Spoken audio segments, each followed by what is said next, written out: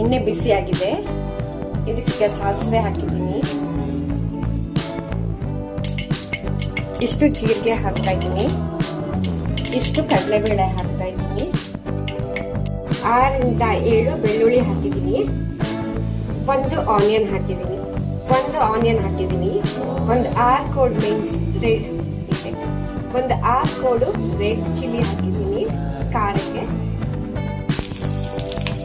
ಇದೆಲ್ಲ ಒಗ್ಗರಣೆ ಆದ್ರ ಮೇಲೆ ಇವಾಗ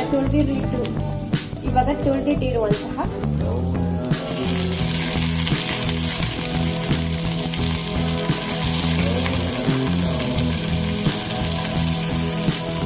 ನಾನಿಲ್ಲಿ ಸಾಸಿವೆ, ಧನಿಯಾ, ರೆಡ್ ಚಿಲ್ಲಿ, ಕೊಕೊನಟ್, ಆನಿಯನ್, ಬೆಳ್ಳುಳ್ಳಿ ಎಲ್ಲ ಹಾಕಿ ಫ್ರೈ ಮಾಡ್ತಾ ಇದ್ದೀನಿ.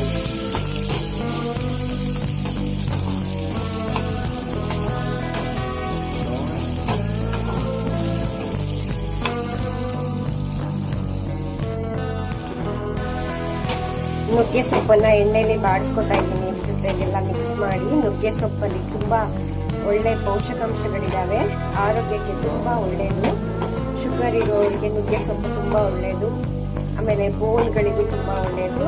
ಇದನ್ನ ಯಾವಾಗಲೂ ತಿಂತಾ ಇದ್ರೆ ನಾವು ಹೆಲ್ದಿ ಆಗಿರ್ತೀವಿ. ಬರೀ ಇದನ್ನ ಮಾತ್ರ ಅಲ್ಲ, ಬೇರೆ ಒಳ್ಳೆ ಪ್ರೋಟೀನ್ ಅಂಶಗಳಿರೋದನ್ನ ತಿನ್ಬೇಕು.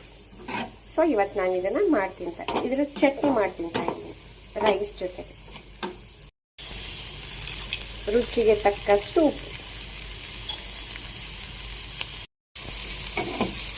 ಇದರ ಒಗ್ಗರಣೆ ಕೆಲಸ ಮುಗಿದಿದೆ.